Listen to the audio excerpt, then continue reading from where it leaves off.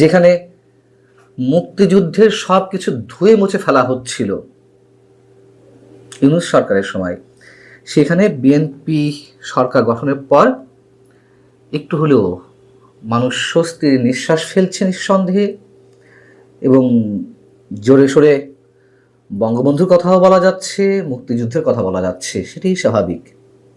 কিন্তু হঠাৎ আমরা যে খবরটি শুনলাম খুবই উদ্বেগের, এবং এই ঘটনার মধ্যে দিয়ে নিশ্চয়ই নতুন করে তারেক রহমানের সরকারকে বিশেষ কিছু ভাববার অবকাশ আছে বইকি।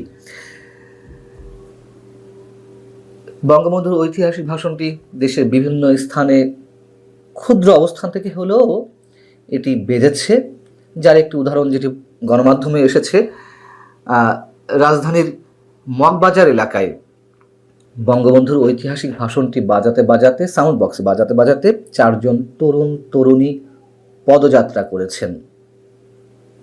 খুবই সিগনিফিক্যান্ট একটি বিষয়।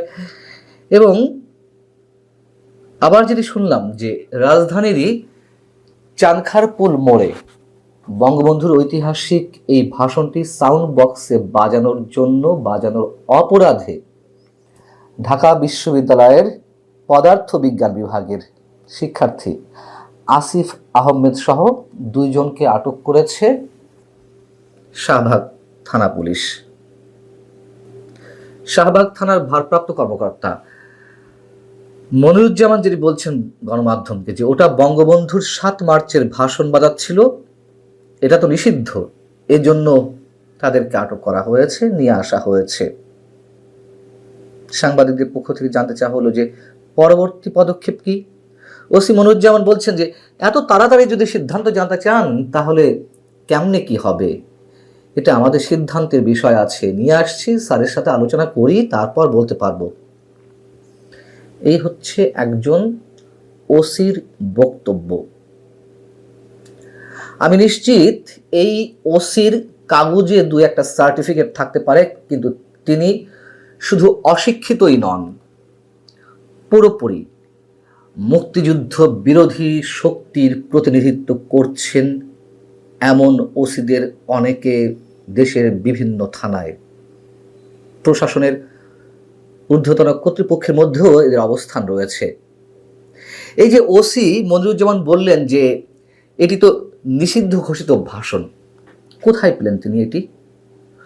কোত্থেকে এই বিষয়টি আবিষ্কার করলেন যে 7 মার্চের ভাষণ বাংলাদেশে এই মুহূর্তে নিষিদ্ধ অবস্থায় রয়েছে? তার এত উৎসাহ কিসের?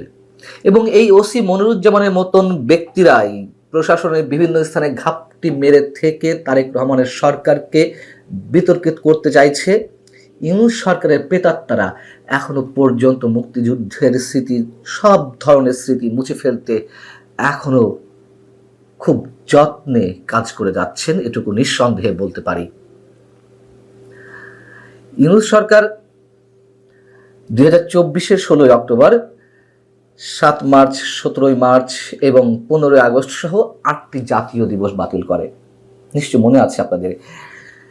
এবং শিক্ষার্থীদের পাঠ্যপুস্তকেও 7 মার্চের ঐতিহাসিক ভাষণটি তুলে নিয়ে সেখানে সংযোজন করা হয় জুলাই আন্দোলন সম্পর্কে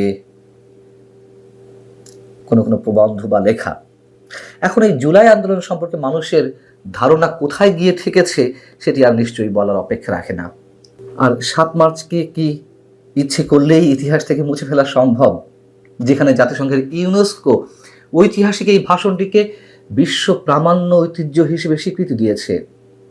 বিশ্বের বিভিন্ন দেশে এখনো বছরের পর বছর ধরে গবেষণা চলছে এই ভাষণটিকে ঘিরে। শুধু 7 মার্চ,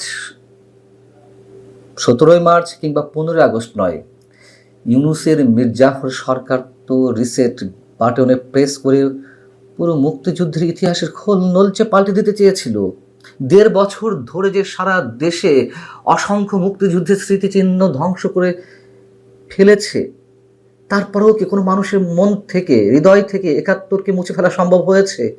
বঙ্গবন্ধুকে ছোট করা সম্ভব হয়েছে? আবার শুধু ইউনূস সরকারই যে 7 মার্চকে জাতীয় দিবস হিসেবে উদযাপন করা বিষয়টি বাতিল করে দিল তা নয়।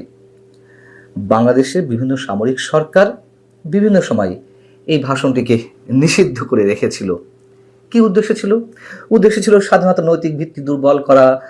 ভাষণটি মুক্তিযুদ্ধের যেহেতু বৈধতা প্রতিষ্ঠা করে, সেটিকে আড়াল করলে বিকল্প ইতিহাস দাঁড় করানো সহজ হয়, বঙ্গবন্ধুর ভূমিকা মুছে ফেলা সহজ হয়, নিজেদের রাজনৈতিক বৈধতা প্রতিষ্ঠার জন্য ইতিহাসের কেন্দ্রীয় চরিত্র থেকে বঙ্গবন্ধুকে সরিয়ে ফেলা সম্ভব হয়। তারা এটি মনে করত মুক্তিযুদ্ধ বিরোধী শক্তির পুনর্বাসন করা সম্ভব। এবং এই ভাষণে যে ধর্মনিরপেক্ষতা, গণতান্ত্রিক এবং জনগণ নির্ভর রাষ্ট্র চিন্তার ভিত্তি তৈরি হয়েছিল, সামরিক শাসনের কাছে এগুলো প্রচণ্ড ভয়ের প্রতীক হিসেবে উপস্থিত হয়েছিল। ইউনূস সরকার তো নিশ্চিতভাবে স্বাধীনতা বিরোধী শক্তির উপর ভর করে টিকেছিল 1.5 বছর। বিএনপি নিশ্চয়ই স্বাধীনতা বিরোধী শক্তির উপরে ভর করে নেই, এবং মুক্তিযুদ্ধের একজন সেক্টর কমান্ডার, জেড ফোর্সের অধিনায়ক, বঙ্গবন্ধুর পক্ষে 27 মার্চ স্বাধীনতার ঘোষণা দেওয়া জেনারেল জিয়াউর রহমান যে দলের প্রতিষ্ঠাতা, সেই দল আর যাই হোক, কোনোভাবেই মুক্তিযুদ্ধ বিরোধী শক্তির আশীর্বাদ পুষ্ট হতে পারে না, অথবা মুক্তিযুদ্ধ বিরোধী শক্তির হয়ে নিয়ন্ত্রিত হতে পারে না, কোনোভাবেই না। সেই বিএনপি নিশ্চয়ই 7 মার্চকে অস্বীকার করে না, কিন্তু সেই সরকারের সময় 7 মার্চের ভাষণ বাজানোর অপরাধে কাউকে আটক করা হবে, আর আটক করে সেই পুলিশ কর্মকর্তারা বহাল তবিয়াতে থাকবেন, তারা উল্টাপাল্টা ব্যাখ্যা দেওয়ার চেষ্টা করবেন, 7 মার্চের ভাষণ নিষিদ্ধ, এই জন্য তাদেরকে আটক করা হয়েছে, এ ধরনের কথা বলারও ধৃষ্টতা তারা দেখাবে।